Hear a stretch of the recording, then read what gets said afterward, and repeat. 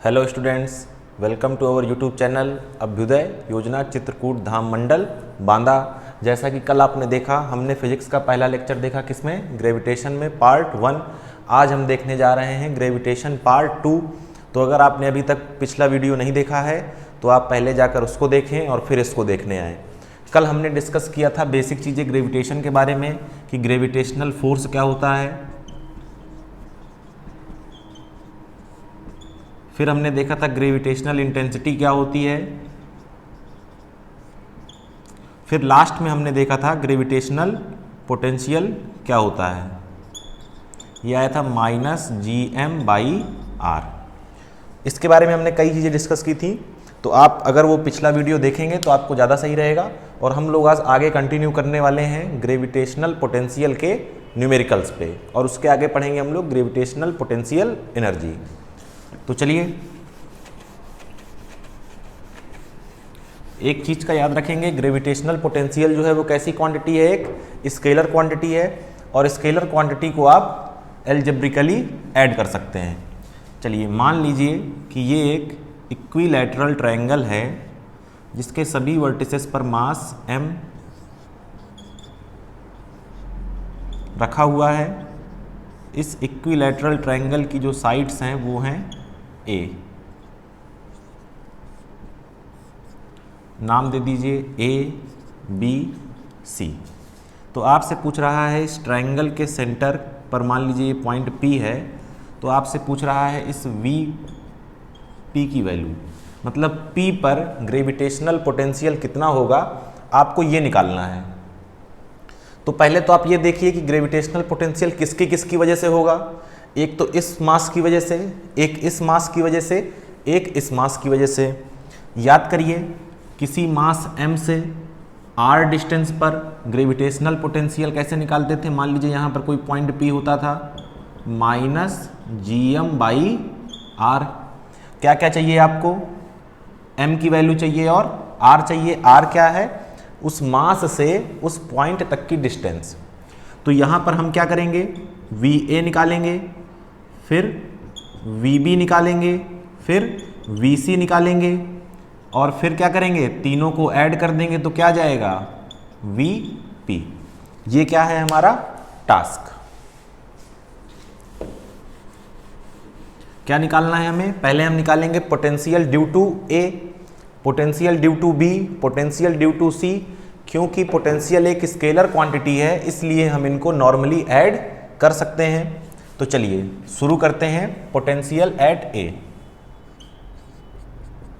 अब देखिए, जब आप पोटेंशियल एट A निकालने जाएंगे तो आपको क्या लेना है, पॉइंट से उस मास की डिस्टेंस, मतलब ये डिस्टेंस आपको चाहिए और ये डिस्टेंस आपको मालूम नहीं है। चलिए देखते हैं कैसे आएगी। यहाँ से एक परपेंडिकुलर ड्रॉ करिए। तो ये जो डिस्टेंस है, ये क्योंकि सेंटर है, सेंटर से आपने परपेंडिकुलर डिस्टेंस ड्रॉ की है, तो ये हो जाएगा a/2, और ये भी कितना हो जाएगा, a/2। इसको मैं थोड़ा और साफ कर देता हूँ।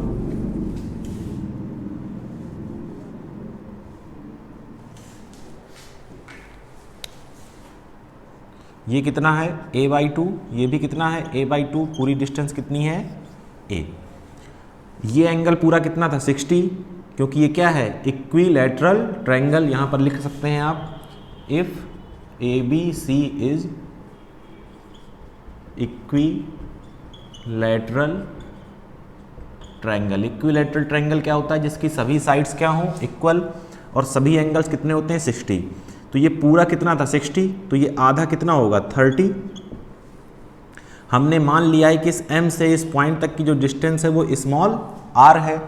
अब यही स्मॉल r आपको क्या करना है, फाइंड करना है।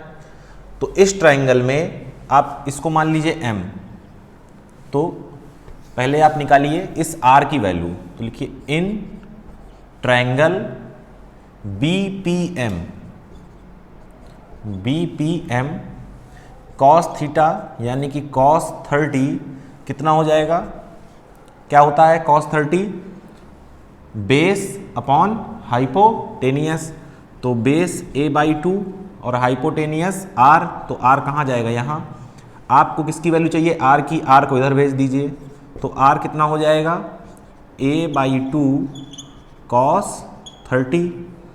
इसको सॉल्व करिए तो a/2 cos 30 कितना होता है, √3/2, 2 से 2 कैंसिल, कितना आ गया a/√3, किसकी वैल्यू, r की। अब ये जो r की वैल्यू है यही वैल्यू ये भी होगी और यही वैल्यू ये भी होगी, तो ये आपको r की वैल्यू मिल गई है।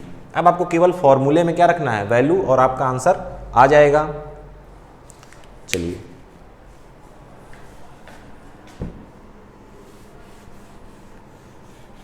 अब हम लोग पहले निकालेंगे VA। तो देखिए VA क्या हो जाएगा, -g, मास कितना है A पर, m, और पॉइंट P से कितनी डिस्टेंस है, r की वैल्यू आपने निकाली है क्या, a/√3, तो ये कितना हो जाएगा, -√3 gm डिवाइड बाई a, ठीक है ना। अब निकालेंगे आप VB, ये भी कितना हो जाएगा, -gm a/√3, कितना हो गया ये, -√3 gm बाई a। इसी तरह आप निकालेंगे VC, कितना हो जाएगा, -g, c पर कितना मास है, m, और डिस्टेंस a/√3, तो -√3 gm बाई a। इस पॉइंट पे पर किसकी वजह से पोटेंशियल आएगा, a की वजह से, b की वजह से और c की वजह से। आपने VA निकाल लिया, VB निकाल लिया, VC निकाल लिया, तो क्या हो जाएगा, VP बराबर VA plus VB plus VC, कितना हो जाएगा, देखिए ये तीनों इक्वल हैं, चलिए लिख लीजिए, -√3 gm by a -√3 gm by a, और फिर प्लस करके यहाँ क्या हो जाएगा, -√3 gm बाई a।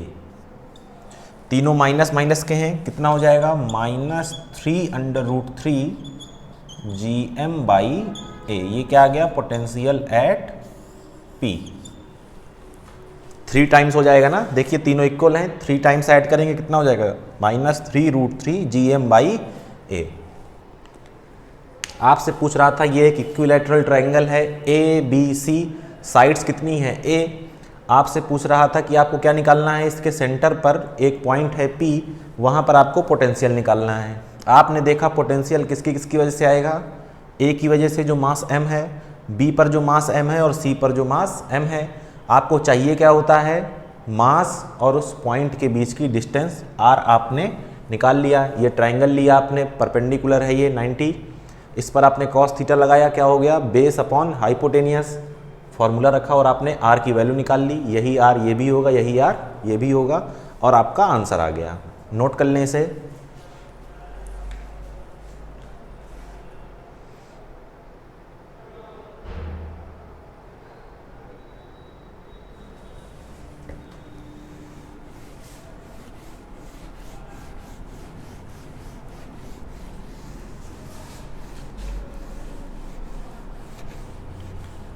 क्वेश्चन में आप हमेशा ये याद रखेंगे कि पोटेंशियल एक स्केलर क्वांटिटी है, हमेशा क्या होगी, ऐड, ठीक है ना। आपको इसका वेक्टर सम नहीं निकालना है। अभी तक हम लोग क्या करते थे, वेक्टर सम निकालते थे, आपको इसका वेक्टर सम नहीं निकालना है, सीधे सीधे ऐड कर देना है। चलिए अब देखिए अब क्या हो सकता है, और भी क्वेश्चन इसमें कैसे बन सकते हैं। मान लीजिए ये क्या है, एक आपका स्क्वायर, यहाँ पर भी मास कितना है m, यहाँ पर भी मास कितना है m, यहाँ पर भी मास m, और यहाँ पर भी मास m, a, b, c और d। डिस्टेंस मान लीजिए a और ये भी a। अब इसके सेंटर पर अगर आपसे पूछता है कि सेंटर पर एक पॉइंट है आपका, मान लीजिए P, तो इस P पर आपको पोटेंशियल निकालना है। तो करेंगे क्या, अब फिर से देखिए काम हर बार क्या करना है, वही करना है। P पर पोटेंशियल किसकी वजह से आएगा, A की वजह से, B की वजह से, C की वजह से, D की वजह से। डिस्टेंस देखिए कितनी है, एक स्क्वायर का डायगोनल कितना होता है, a/√2, स्क्वायर का डायगोनल कितना होता है, यहाँ लिख लीजिए, यहाँ हो सकता है कि साफ ना आ रहा हो। स्क्वायर का डायगोनल a√2, ये पूरी डिस्टेंस कितनी है a√2, तो इसका आधा कितना होगा a√2/2। इसको देखिए a√2, 2 को लिखेंगे √2, इससे ये कैंसिल a/√2, ये आधी डिस्टेंस कितनी हो जाएगी a/√2, और ये भी आधी a/√2। इसी तरह इस पॉइंट से देखिए ये भी कितनी है a/√2, और यहाँ से यहाँ तक भी a/√2। तो देखिए बहुत आसान है, फिर से वही आप काम कर सकते हैं। देखिए इस बार मैं डायरेक्ट करूँगा, VA माइनस GM, R कितना है आपका a/√2, तो -√2 GM/A। अब देखिए VB के लिए भी यही वैल्यू आएगी, VC के लिए भी वही वैल्यू आएगी, VD के लिए भी वही वैल्यू आएगी, तो VP कितना हो जाएगा -4 टाइम्स √2 GM/A।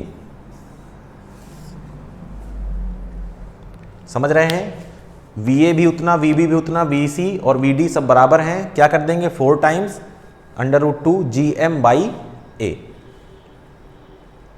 नोट कर लें।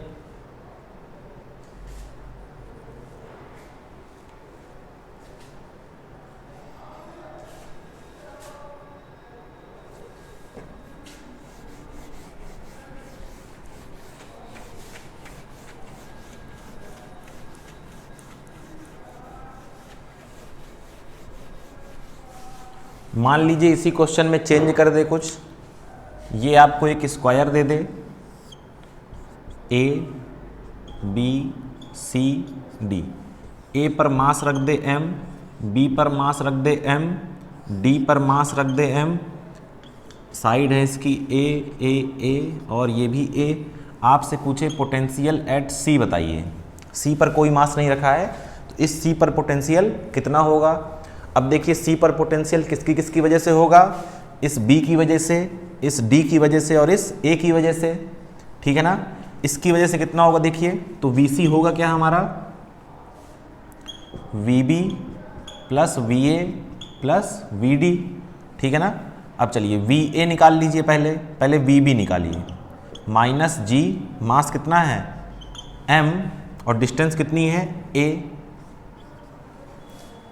VC निकाल लीजिए, सॉरी VD निकाल लीजिए, कितना हो जाएगा -GM, डिस्टेंस कितनी है A।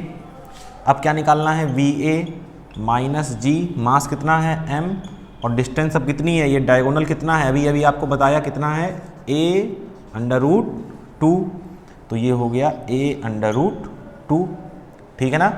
अब आपको क्या चाहिए VC, इन तीनों की वैल्यू रख दीजिए यहाँ, तो VC क्या हो जाएगा आपका देखिए -GM/A -GM/A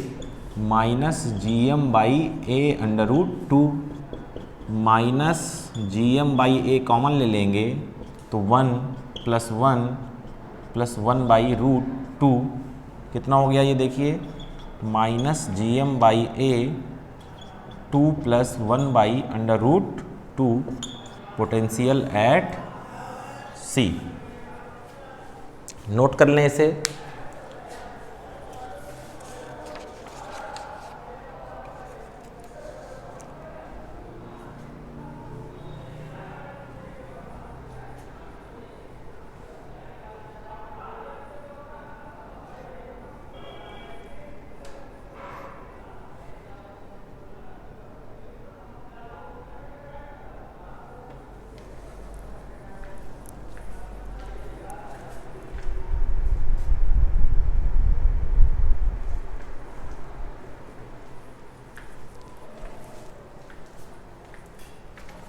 हटा दें इसे।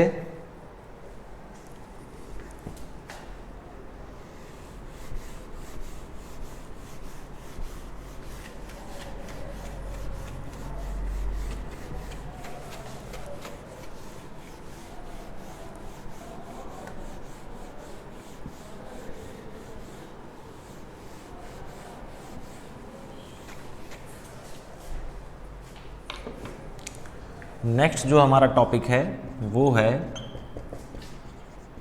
Gravitational potential energy. अब ग्रेविटेशनल पोटेंशियल एनर्जी को जानने से पहले हमें ये जानना है कि ये पोटेंशियल एनर्जी आखिर है क्या, और पोटेंशियल एनर्जी को कैसे कैसे डिफाइन कर सकते हैं। यहीं पर आप वीडियो पॉज करेंगे और पोटेंशियल एनर्जी की जो भी आपको डेफिनीशन मालूम है उसको आप कमेंट सेक्शन में लिखेंगे, इसके बाद आगे का आप वीडियो देखेंगे। तो पोटेंशियल एनर्जी देखिए क्या होती है, जो भी आप डेफिनीशन बताएंगे उसको मैं नहीं जानता भी आप क्या बताएंगे, लेकिन देखिए पोटेंशियल एनर्जी को आप कभी डिफाइन नहीं कर सकते। आप कभी पोटेंशियल एनर्जी को डिफाइन नहीं कर सकते। आप हमेशा और हमेशा डिफाइन करेंगे चेंज इन पोटेंशियल एनर्जी। फिर से मेरी बात सुनिएगा, पोटेंशियल एनर्जी को आप कभी डिफाइन नहीं कर सकते। आप डिफाइन कर सकते हैं change in potential energy. Change in potential energy delta U जो होता है वो होता है negative of work done by conservative force. ध्यान से समझेंगे कि चेंज इन पोटेंशियल एनर्जी आपका होता है negative of work done by conservative force. आप निकालने क्या जा रहे हैं, ग्रेविटेशनल पोटेंशियल एनर्जी। तो वर्क डन किसकी वजह से हो रहा होगा, ग्रेविटेशनल फोर्स की वजह से। बात समझ रहे हैं कि नहीं। अब चेंज इन पोटेंशियल एनर्जी क्या होता है आपका, मान लीजिए you final minus you initial WCF। अब जैसे हमें किसी पॉइंट पर क्या चाहिए, पोटेंशियल एनर्जी, तो इनिशियल को क्या मान लेंगे, इनफाइनाइट। इसको मान लेंगे इनफाइनाइट माइनस WCF। इनफाइनाइट की एनर्जी क्या होती है, 0। तो यू फाइनल का फॉर्मूला क्या मिल जाता है, WCF। लेकिन ये फॉर्मूला किस एजम्पशन से आया है कि इनिशियल पॉइंट जो आपका है वो क्या है, इनफाइनाइट है। डायरेक्टली आप पोटेंशियल एनर्जी को डिफाइन नहीं कर सकते, आप डिफाइन करेंगे चेंज इन पोटेंशियल एनर्जी को। बात समझ रहे हैं, इसको नोट करिए।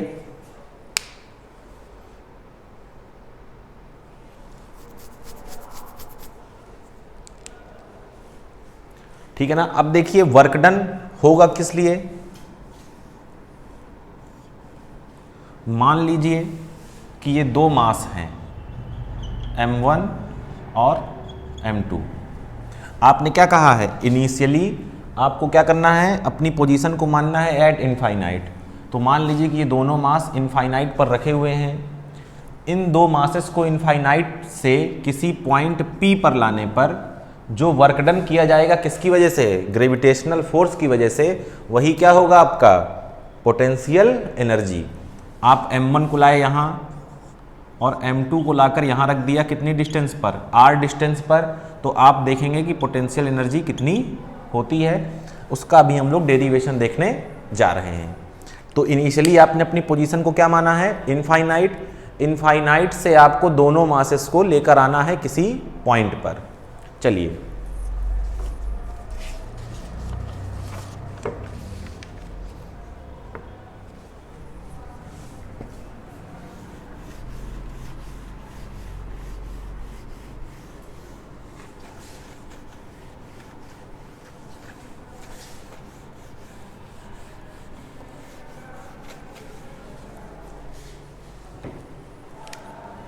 चलिए यहाँ पर आपके दो मास हैं M1 और M2। ये एक पॉइंट है, इसका नाम दे दीजिए P। आप पहले M1 को यहाँ लाएंगे। M1 को यहाँ लाने के लिए क्या करना पड़ेगा, कुछ वर्क डन करना पड़ेगा। वो वर्क डन मान लीजिए कितना होगा आपका WG1। M2 को लाने के लिए कुछ वर्क डन करना पड़ेगा, वो क्या होगा WG2। दोनों को ऐड कर देंगे तो क्या जाएगा, total work done by gravitational force.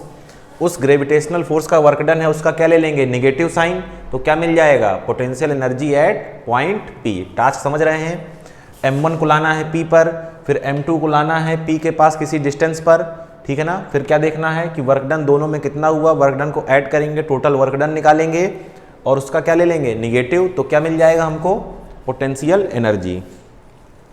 अब देखिए M1 को आपको लाना है पॉइंट P पर। समझिएगा ये थोड़ा सा ट्रिकी कॉन्सेप्ट है। अच्छा, कल जो मैंने बताया था आपको कि एक एजम्पशंस हमेशा लेके चलना है कि जो भी आप काम करेंगे तो चेंज इन काइनेटिक एनर्जी वहाँ पर क्या होना चाहिए, जीरो होना चाहिए। मतलब आपको काम कैसा करना है, बिल्कुल स्लोली। बात समझ रहे हैं, काम कैसे करना है, बिल्कुल इस m1 को आप लाएंगे बिल्कुल धीमे धीमे, m2 को लाएंगे बिल्कुल धीमे धीमे। अब देखिए यहाँ पर अभी कोई मास नहीं है, जब यहाँ पर कोई मास नहीं है और आप m1 को यहाँ लेकर आ रहे हैं तो ना तो m1 को कोई फोर्स अट्रैक्ट कर रहा है। जैसे याद करिए पोटेंशियल में क्या होता था, एक मास यहाँ रखा रहता था, दूसरे को लाते थे तो वो क्या करता था, अट्रैक्ट करता था। यहाँ पर कोई मास नहीं है तो ना तो इस m1 का कोई सपोर्ट करने वाला है कि इसको अट्रैक्ट कर ले, ना तो इस m1 का कोई विरोध करने वाला है, ठीक है ना। तो यानी कि अगर आपने इसमें बहुत ही स्मॉल फोर्स लगा दिया, मतलब इसको जरा सा आपने क्या किया, पुश किया जरा सा हल्का सा, तो ये बिल्कुल धीमे धीमे करते कहाँ पहुंचा, P, और फिर आपने अपोजिट डायरेक्शन में बिल्कुल स्मॉल सा फोर्स लगाकर इसको रोक दिया, तो ये m1 कहाँ आ गया, यहाँ। बात समझ रहे हैं ना, m1 को अट्रैक्ट करने वाला यहाँ पर पहले से कोई मास नहीं है, ये अभी कहाँ पर है, एट इनफाइनाइट। आपने m1 को बिल्कुल स्मॉल फोर्स से, मतलब ऑलमोस्ट जीरो फोर्स से आपने उसको क्या किया, पुश किया, तो वो वेरी स्लोली मूव करते बहुत समय बाद जो है यहाँ पर m1 यहाँ P पर आ गया। आपने उसको धीरे से अपोजिट डायरेक्शन में हल्का सा उस पर ब्रेक लगाया और वो यहाँ पर रुक गया। मतलब हम ये मान रहे हैं कि जो फोर्स हम लगा रहे हैं वो बहुत ही कम है और टेंडिंग टू जीरो है बिल्कुल। बात समझ रहे हैं ना। अब हम क्या करेंगे, इस m1 से r डिस्टेंस पर इस m2 को लेकर आएंगे। बात समझिएगा, इस m1 से r डिस्टेंस पर हमें किसको लेकर आना है, m2 को लेकर आना है। अब देखिए जब m1 यहाँ आ चुका है तो अब ये m1 इस m2 पर क्या लगाएगा, थोड़ा ध्यान से समझिएगा, मैं इस m1 को मिटा रहा हूं, ठीक है ना। ये डेल्टा काइनेटिक एनर्जी जीरो आप लोग याद रखेंगे। जो भी प्रोसेस हम लोग फॉलो कर रहे हैं सब में क्या होना चाहिए, change in kinetic energy zero. अब आप इस m2 को लेकर आ रहे हैं। अब देखिए जैसे ही m1 यहाँ पहुँचा, m2 को ये क्या करेगा, अट्रैक्ट करेगा अपनी तरफ। m2 को ये क्या करेगा, अपनी तरफ अट्रैक्ट करेगा, किससे, ग्रेविटेशनल फोर्स से। किसके बराबर होगा वो, g m1 m2 बटे r स्क्वायर होता है, आप x स्क्वायर मान लीजिए, क्योंकि जैसे जैसे ये आता जाएगा ये डिस्टेंस क्या होती जाएगी, चेंज होती जाएगी। अब डिस्टेंस चेंज जो हो रही है उसको समझिए। मान लीजिए यहाँ से कोई डिस्टेंस है x, ये कैसी डिस्टेंस है, वेरिएबल डिस्टेंस है। यहाँ पर जीरो है, बढ़ते बढ़ते यहाँ पर r हुई, फिर बढ़ते बढ़ते x, इस तरह चल रही है। अब देखिए मैं करने क्या वाला हूँ, आप डिस्टेंस को कैसे मेजर कर रहे हैं, इस डायरेक्शन में फोर्स कैसे लग रहा है, इस डायरेक्शन में, तो हम फोर्स के आगे एक निगेटिव लगा देंगे। क्यों, क्योंकि देखिए यहाँ x है, ये x का फंक्शन है, x आपका इस डायरेक्शन में क्या है, आगे बढ़ रहा है, तो फोर्स किस में है, अपोजिट डायरेक्शन में। जब भी कोई ऐसे केस आता है तो हम एक क्या लगा देते हैं, एडिशनल माइनस। बात समझ रहे हैं। तो देखिए हुआ क्या था, m1 को लाने पर जो wg1 था वो क्या हो गया था, जीरो। हमको निकालना क्या है, wg2। wg2 क्या होता है आप लोग जानते हैं, वर्क डन। वर्क डन क्या होता है, कहाँ से कहाँ ला रहे हैं आप, इनफाइनाइट से r, इनफाइनाइट से r। बात समझिएगा, कहाँ से, लिमिट हमेशा याद रखना है, कहाँ से कहाँ ला रहे हैं, इनफाइनाइट से r। क्या होता है, f dx, चलिए वैल्यू रख देते हैं, इनफाइनाइट से r minus g m1 m2 divide by x square, और यहाँ पर dx। समझ रहे हैं क्या हो जाएगा, देखिए wg2 minus g m1 m2 क्या है, कांस्टेंट है, इसको आप बाहर ले लीजिए। लिमिट है आपकी इनफाइनाइट से r, ब्रैकेट में आपके बचेगा -1 अपॉन, इस माइनस को भी बाहर आपने अच्छा ले लिया है, तो यहाँ पर बचा है 1 अपॉन एक्स स्क्वायर dx। चलिए इसको सॉल्व करिए, minus g m1 m2, 1 upon x square का जो आपका इंटीग्रेशन होता है वो होता है आपका -1 अपॉन एक्स। लिमिट कहाँ से कहाँ है, इनफाइनाइट से r। ये माइनस और ये माइनस दोनों क्या हो जाएंगे, प्लस। क्या बचेगा, G_m1 m2। चलिए लिमिट लगाइए, 1/r माइनस 1/∞। ठीक है, इसको नोट करिए, फिर मैं इधर मिटा दूं।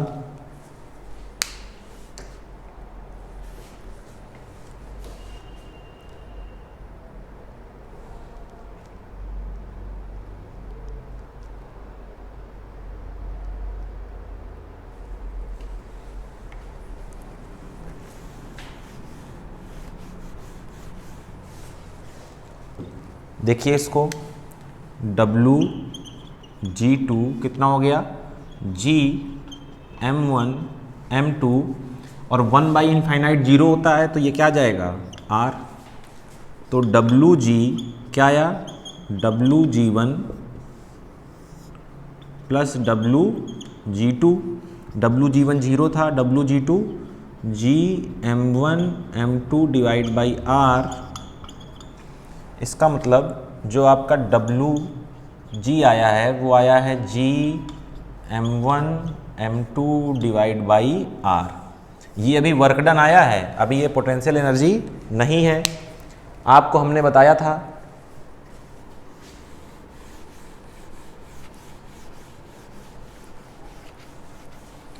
कि पोटेंशियल एनर्जी क्या है आपकी, U किसका, कॉन्फ़िगरेशन का। कौन सा कॉन्फ़िगरेशन, जो यहाँ पर m2 के आने पर बनेगा वो क्या हो जाएगा, negative of work done by conservative force. तो U configuration is equal to minus G_m1 m2 divide by R। ये आपकी क्या है, gravitational potential energy of a system of mass m1 m2 separated by distance r। Note करें इसे।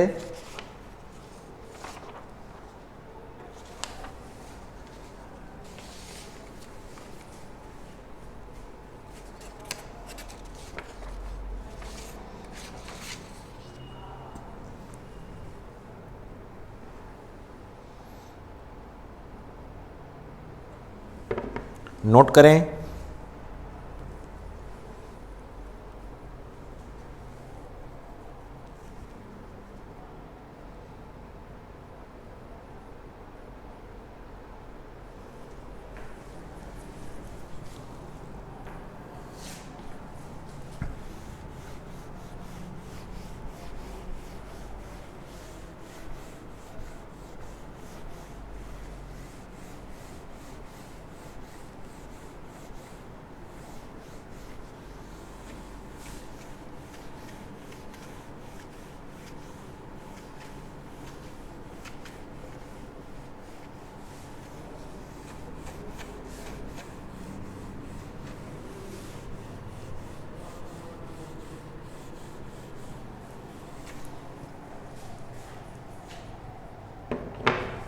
चलिए मान लीजिए कोई एग्जांपल है।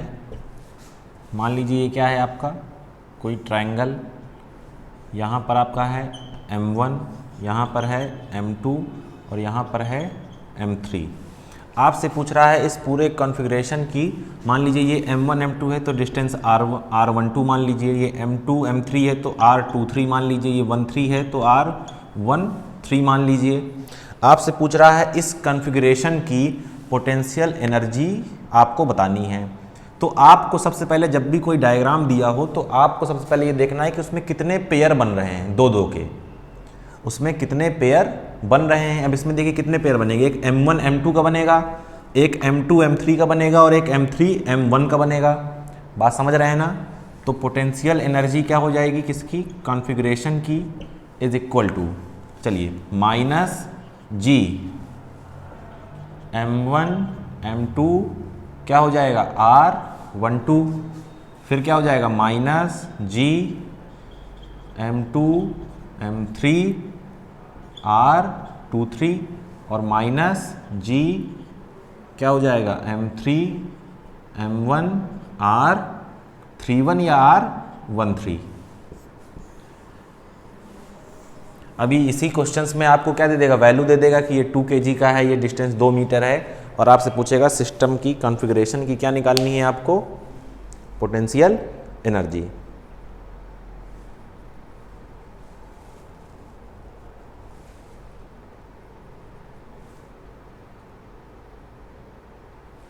चलिए आगे बढ़ें। अब देखिए इसमें एक मैं आपको और क्वेश्चन बताता हूँ जिसमें बच्चे थोड़ा गलती कर जाते हैं।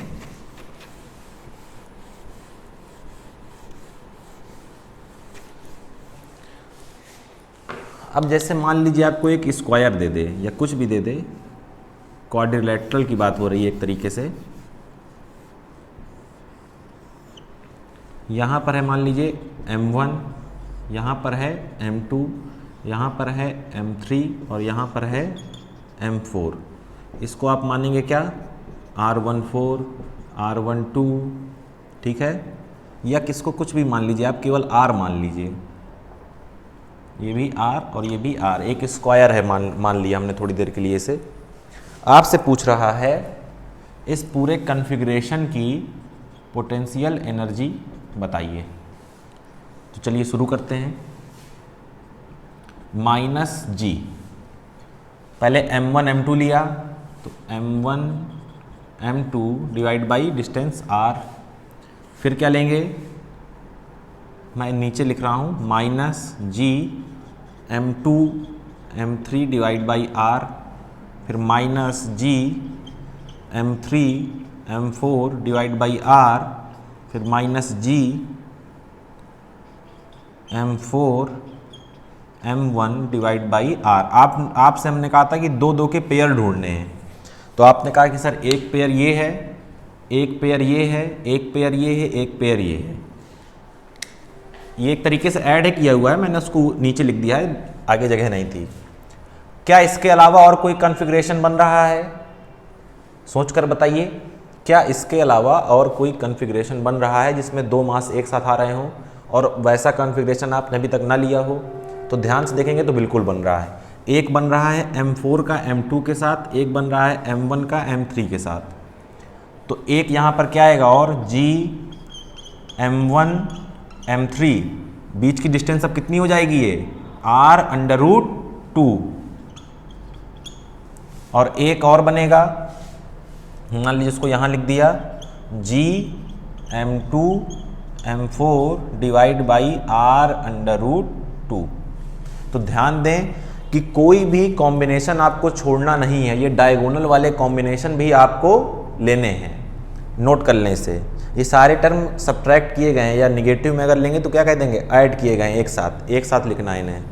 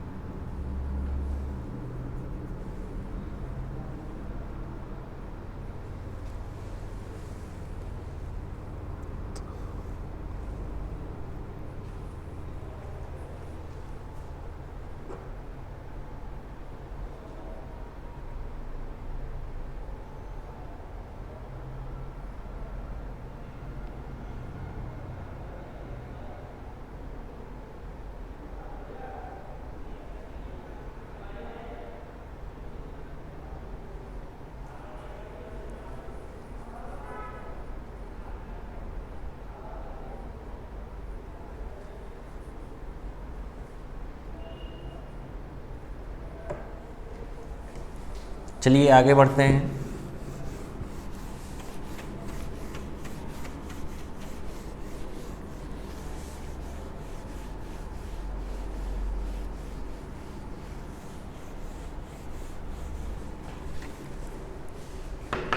मान लीजिए कि ये एक ट्रायंगल है,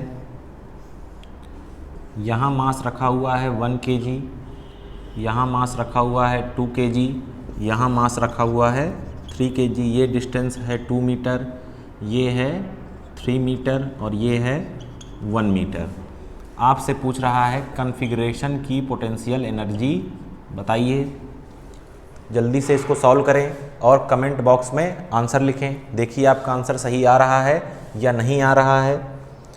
कैपिटल G की वैल्यू आप जानते हैं क्या होती है, 6.67 गुणे 10 की घाते -11। और क्या होता है, newton metre square divide by kilogram square. चलिए सॉल्व करिए। देखिए क्या हो जाएगा, u कितने कॉम्बिनेशन बन रहे हैं, ये वाला और ये वाला। चलिए इसको लेते हैं पहले, तो माइनस जी m1 1 इंटू 3, डिस्टेंस कितनी है 2, माइनस जी, इन दोनों को लीजिए तो 3 इंटू 2, डिस्टेंस कितनी है 1, फिर माइनस जी, इनको लीजिए तो 1 इंटू 2, डिस्टेंस कितनी है 3। देखिए कितना आया, माइनस जी आपने कॉमन ले लिया, कितना बचा 3/2 प्लस 6/1 प्लस 2/3। एलसीएम ले लीजिए, सॉल्व कर लीजिए, तो u क्या हो गया माइनस जी, एलसीएम इसका कितना आएगा 6, 2 3 जा 6, 3 3 जा 9 प्लस 1 6 जा 36 प्लस 4, तो माइनस जी की वैल्यू रख दीजिए 6.67 गुणे 10 की घाते -11, 49 डिवाइड बाई 6, सॉल्व कर लेंगे तो आपको क्या मिल जाएगा, आंसर मिल जाएगा। किस में आएगी एनर्जी, जूल में।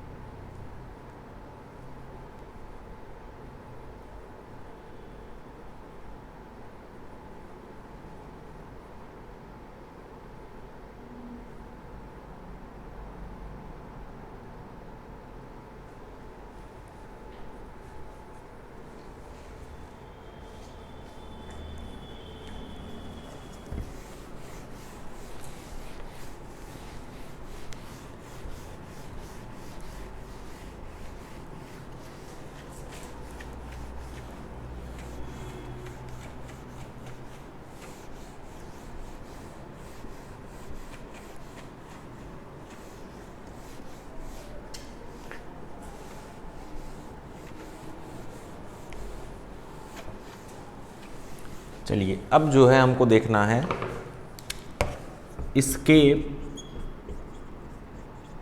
वेलोसिटी। एस्केप का मतलब होता है बच के निकलना, और वेलोसिटी का मतलब आप जानते ही हैं।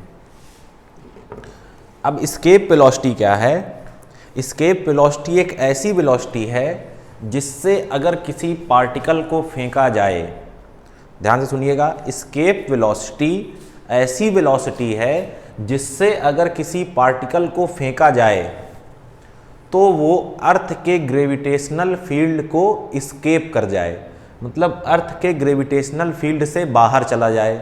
बात समझिएगा, आपसे कह रहा है क्या, if A particle is throne with such A velocity that it crosses earth gravitational field, then the velocity is known as escape velocity। चलिए मैं लिख देता हूं इसको, if a particle is thrown with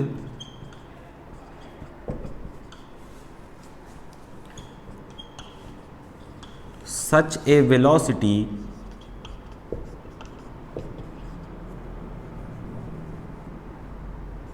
that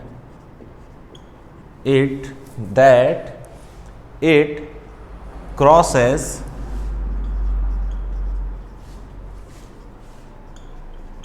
earth gravitational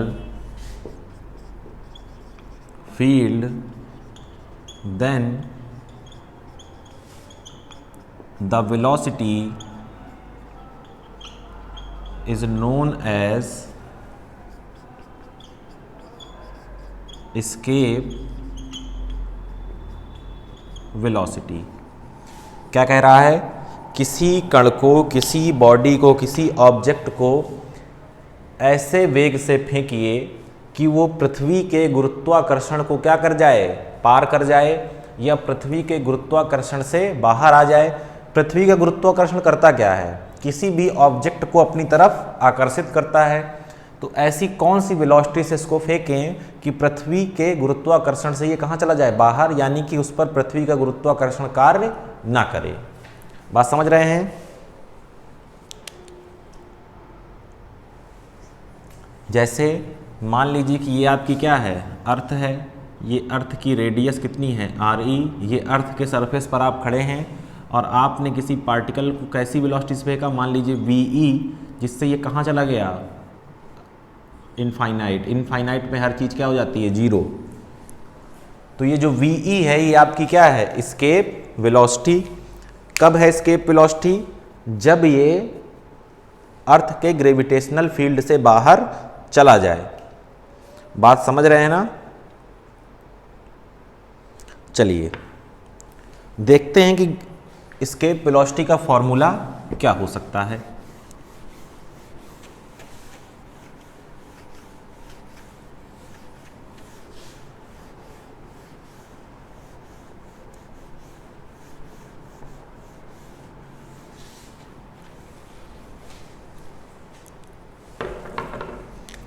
ध्यान से देखिएगा, इसी के लिए हम सॉल्व कर रहे हैं। मान लीजिए इसका मास कितना है, इस पार्टिकल का जिसको फेंकना है उसका मास m है। तो मैं यहाँ लगाने जा रहा हूँ बाई कंजर्वेशन ऑफ एनर्जी। ध्यान से देखिएगा, जब आपने इसको अर्थ के सरफेस पर रखा हुआ है, कितनी हाइट पर, RE हाइट पर, तब इसके पास क्या होगी, कुछ ना कुछ पोटेंशियल एनर्जी। फिर जब आप इसको फेंकेंगे तो वो पोटेंशियल एनर्जी किस में कन्वर्ट हो जाएगी, काइनेटिक एनर्जी में। फिर ये कहाँ चला जाएगा, इनफाइनाइट। और इनफाइनाइट में जाने के बाद काइनेटिक एनर्जी भी क्या हो जाती है, 0, और पोटेंशियल एनर्जी भी क्या हो जाती है, 0। तो हम यहाँ क्या लिखेंगे, by conservation of energy UI plus KI बराबर UF प्लस KF।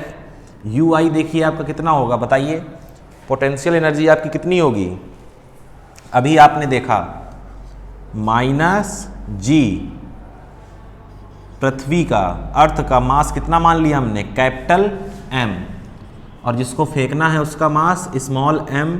डिस्टेंस कितनी है आपकी, RE, प्लस काइनेटिक एनर्जी क्या हो जाएगा, हाफ, किसको फेंक रहे हैं, स्मॉल m को, किस वेलोसिटी से, VE स्क्वायर। UF क्या है, 0, ये क्या है, 0। इस माइनस को उधर ले जाइए तो ये क्या हो जाएगा आपका, प्लस। तो हाफ m VE स्क्वायर बराबर GM small m by RE। बात समझ रहे हैं? ध्यान से देखिए, किया क्या हमने कुछ नहीं किया, हमने लगाया conservation of mechanical energy, potential energy plus kinetic energy जो इनिशियली थी उसको किसके बराबर कर दिया, फाइनल के बराबर कर दिया है। ठीक है ना? अब देखिए यहाँ से क्या होगा, ये स्मॉल m से स्मॉल m क्या हो जाएगा, कैंसिल। इस 2 को वहाँ भेज दीजिए, तो VE square is equal to 2GM divide by RE। तो यहाँ से VE क्या हो जाएगा, √2GM डिवाइड बाई RE। ध्यान रखेंगे, इस फॉर्मूले पे न्यूमेरिकल आते हैं। किसका फॉर्मूला है ये, एस्केप वेलोसिटी का फॉर्मूला है ये।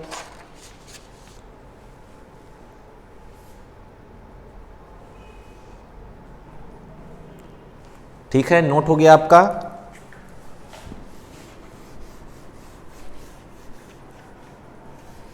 और देखिए, आप लोग स्मॉल g और कैपिटल G में रिलेशन जानते होंगे।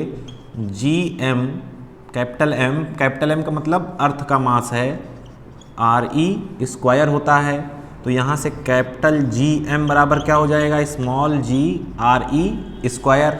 इस कैपिटल GM की वैल्यू वहाँ रख दें। एक तो इक्वेशन आपकी ये हो चुकी है, दूसरी इक्वेशन बनाते हैं स्मॉल g के टर्म में। तो देखिए क्या हो जाएगा, VE √2G R E square divide by R E, एक आर ई से एक आर ई कैंसिल, तो V E is equal to √2 G R E. ये फॉर्मूला भी आप याद रखेंगे, दोनों फॉर्मूले यूज होते रहते हैं।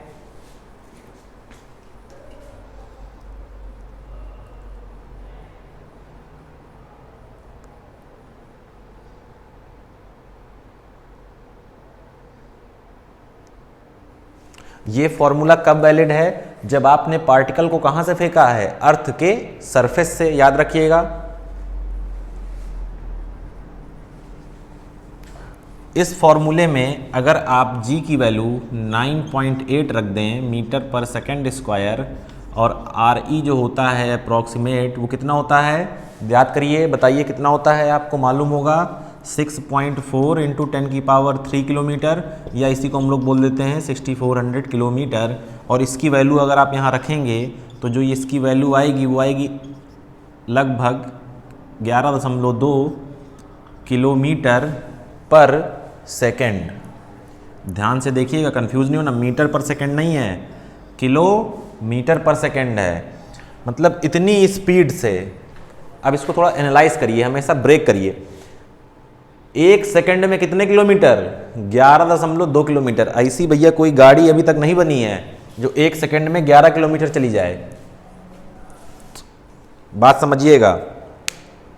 यानी कि एस्केप वेलोसिटी जो है वो क्या होती है? बहुत ज़्यादा। जब आप बहुत ज़्यादा वेलोसिटी से फेंकेंगे तभी वो अर्थ की ग्रेविटेशनल फील्ड को पार कर पाएगा। बात क्लियर है ना? नोट कर लें इसे, फिर उसके बाद एक क्वेश्चन करते हैं।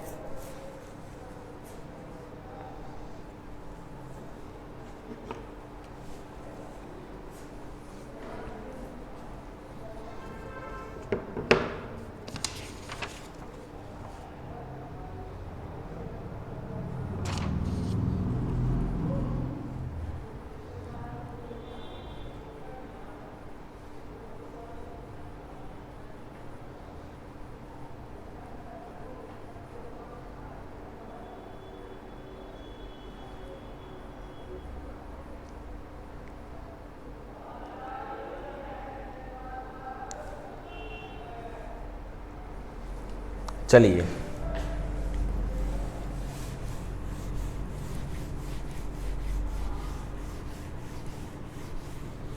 याद करिएगा, ये फॉर्मूला जो आपने निकाला है ये कब के लिए निकाला है? जब आप किसी पार्टिकल को अर्थ के सरफेस से फेंक रहे हैं। यहाँ ध्यान से देखिएगा।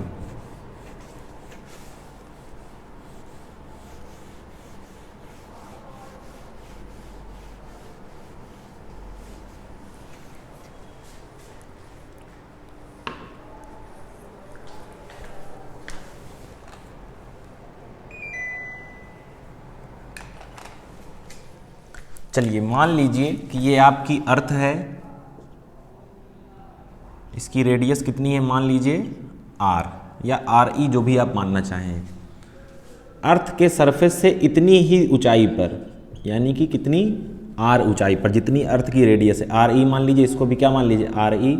यहाँ पर एक मास m का कोई पार्टिकल है, आपसे पूछ रहा है कि इसको कितनी स्पीड से फेंकें जिससे कि ये कहाँ पहुँच जाए? इनफाइनाइट, यानी कि अर्थ के सरफेस को, अर्थ के ग्रेविटेशनल फील्ड को पार करके चला जाए।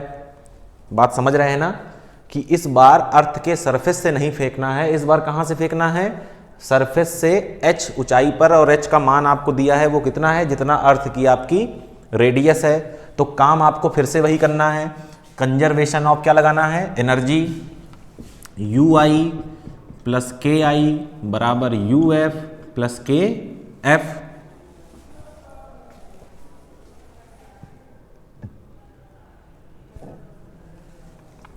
चलिए, UI क्या हो जाएगा? देखिए, -G, कैपिटल M अर्थ का mass, small m distance, RE + RE 2RE + ½ mVE² = 0। यहाँ पर इनफाइनाइट पर पोटेंशियल एनर्जी 0, काइनेटिक एनर्जी 0।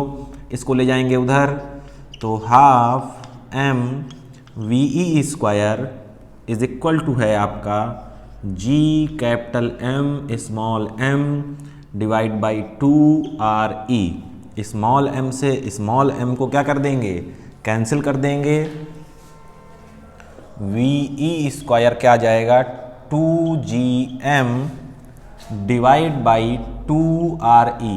अब देखिए 2 से 2 यहाँ कैंसिल ना करें, VE कितना हो गया 2GM 2RE। अब याद करिए अभी जब अर्थ के सरफेस से फेंकते थे तो ये फॉर्मूला निकल के आता था। तो क्या मैं इसको ऐसा लिख सकता हूँ, इसको आप VE डैश मान लें तो थोड़ा ज़्यादा बेटर रहेगा। VE dash VE dash VE dash VE dash. तो क्या मैं VE डैश को VE डिवाइड बाई √2 लिख सकता हूँ, क्योंकि याद करिए कि VE की वैल्यू, VE मतलब जब अर्थ के सरफेस से फेंक रहे हैं तो जो वैल्यू आई थी वो आई थी 2GM बाई RE। यहाँ पर देखिए क्या आ रहा है 2GM RE और उसके बाद अंडर रूट में क्या है 2। इसकी वैल्यू आप जानते हैं 11.2 होती है, √2 कर दीजिए तो आंसर आपको मिल जाएगा, जो कि आंसर कितना आएगा इसको आप कैलकुलेट करके बताइए। आंसर कितना आ सकता है इसका 7.9 किलोमीटर पर सेकेंड।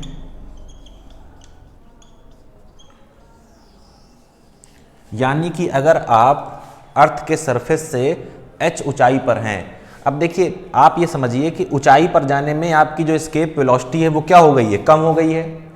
पहले कितनी थी 11.2, अब कितनी हो गई है 7.9, मतलब 8 के आसपास। लेकिन इस h ऊंचाई को हल्के में ना लें। h ऊंचाई का मतलब ये कि आप बहुत ऊंचे चले गए हैं। आप किसकी बराबरी कर गए हैं, अर्थ की रेडियस की। 6400 किलोमीटर ऊपर हैं आप, वहाँ से फेंक रहे हैं, तब भी इतनी वेलोसिटी की ज़रूरत आपको पड़ रही है। तो यहाँ से एक बात ये सिद्ध होती है कि जैसे जैसे आपकी ऊंचाई बढ़ेगी, आप अर्थ के सरफेस से जितना ऊंचे जाएंगे उतना एस्केप वेलोसिटी का मान घटता चला जाएगा। नोट करें इस क्वेश्चन को।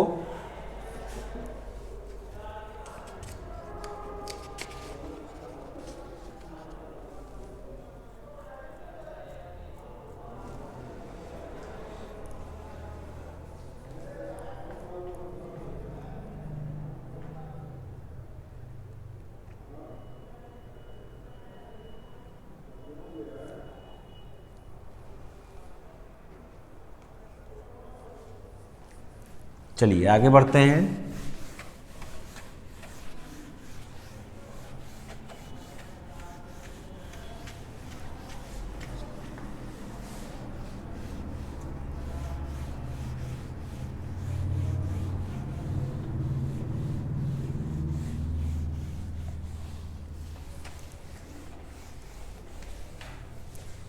नेक्स्ट हेडिंग है स्पीड ऑफ सैटेलाइट।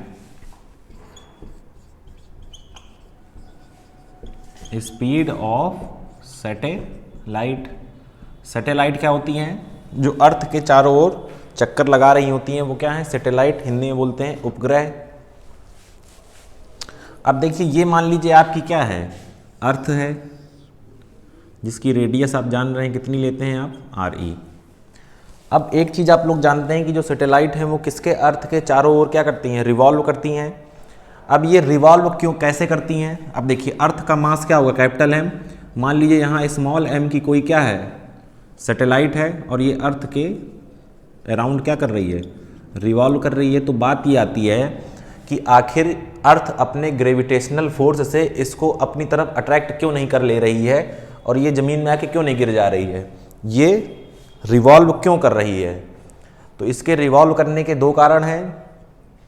क्या कारण है, अगर ये रिवॉल्व कर रही है तो देखिए इस पर दो फोर्स लग रहे होंगे। एक फोर्स तो लग रहा होगा क्या, Fg ग्रेविटेशनल फोर्स, और एक फोर्स अंदर की तरफ लग रहा होगा कौन सा, सेंट्रीपिटल फोर्स। सेंट्रीपिटल फोर्स लग रहा होगा, और ये दोनों फोर्स क्या होंगे, बराबर। मान लीजिए जिसकी स्पीड है रिवॉल्विंग की वो कितनी है, v। कोई चीज़ अगर सर्किल में रिवॉल्व कर रही है तो उस पर कौन सा फोर्स लगता है, सेंट्रीपिटल फोर्स, और अर्थ इस पर कौन सा फोर्स लगा रही होगी, ग्रेविटेशनल फोर्स। ये जहाँ है वहीं बनी है, तो यानी कि Fg किसके बराबर है, Fc के। बात समझ रहे हैं, Fc किसके बराबर है, Fg के। दोनों की वैल्यू रख दीजिए, Fg क्या हो जाएगा, G capital M small m। अब डिस्टेंस कितनी लेनी है, मान लीजिए इन दोनों के बीच की जो डिस्टेंस है वो कितनी है,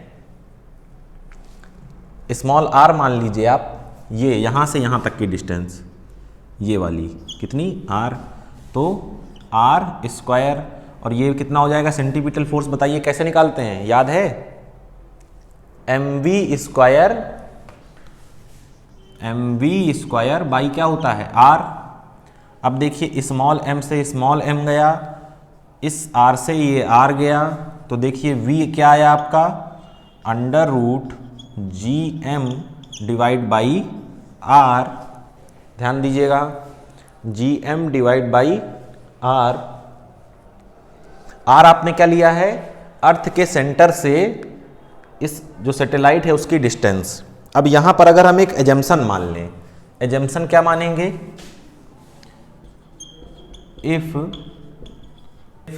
satellite is revolving very close to earth surface, यानी कि अगर ये सैटेलाइट अर्थ के सरफेस से बहुत क्या कर रही हो, क्लोज रिवॉल्व कर रही हो, तो क्या हम इस आर को कैपिटल आर के बराबर मान सकते हैं, मतलब कैपिटल आर का मतलब अर्थ की रेडियस। अब देखिए मान लीजिए कि आप जानते हैं कि आर ई कितना होता है 6400 किलोमीटर। अब मान लीजिए आर अगर 100 किलोमीटर भी है तब भी इसके कंपैरिजन में क्या है, ये काफ़ी छोटा है, तो हमने स्मॉल आर को क्या मान लिया, कैपिटल आर के बराबर, यहाँ रख दीजिए। तो वी ओ, अब इसको मान रहे हैं हम इस वेलोसिटी को इस एजम्पशन के साथ, तो क्या हो जाएगा G M upon R E, और आप जानते हैं कि जी एम क्या होता है, small G R E square upon R E, तो वी नॉट क्या हो जाएगा आपका under root G R E. G की वैल्यू 9.8 और आर ई की वैल्यू 6400 किलोमीटर रखेंगे तो इसकी वैल्यू आएगी 7.9 किलोमीटर पर सेकेंड। नोट कर लें इसे।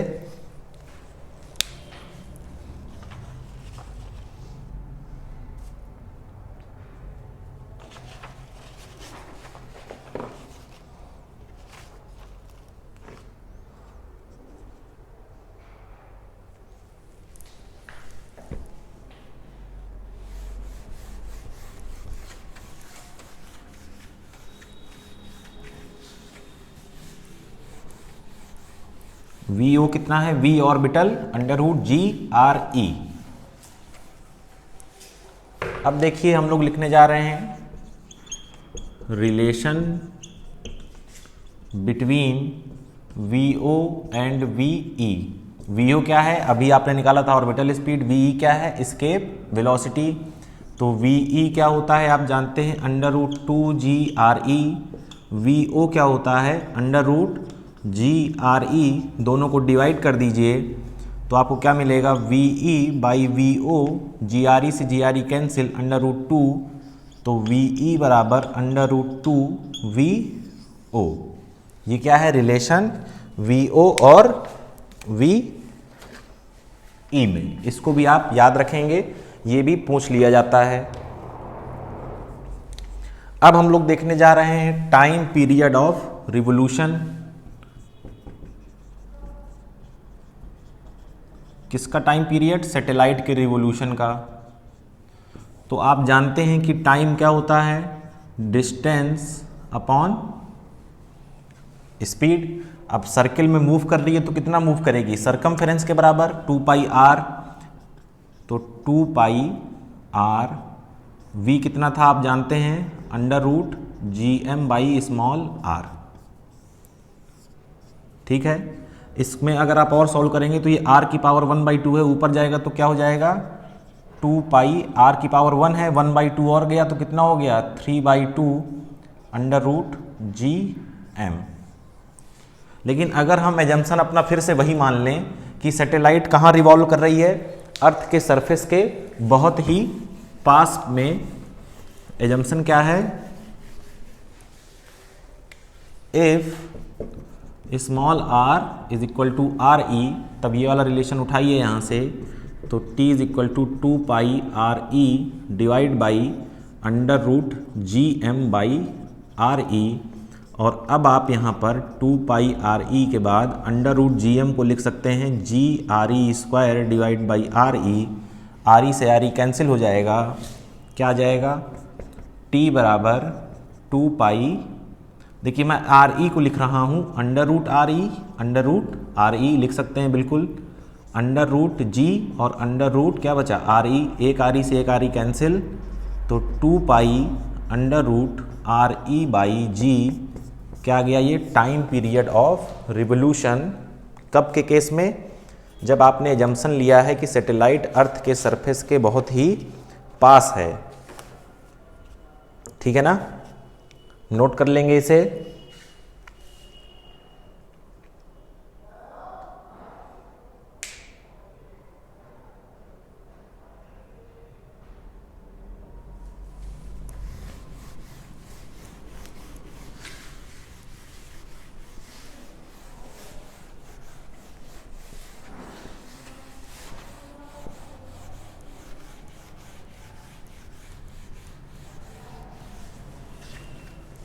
अब हम लोग क्या देखने जा रहे हैं, एनर्जी ऑफ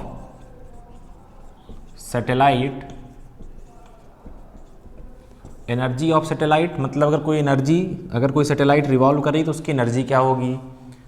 तो आप जानते हैं कि काइनेटिक एनर्जी क्या होती है, हाफ एम वी स्क्वायर, और आप वी कई बार निकाल चुके हैं, क्या आया है, under root G M by R, इसका क्या कर देंगे स्क्वायर, तो half small M G capital M by क्या हो जाएगा ये आर, तो इसको लिख लीजिए G capital M small M divide by 2r।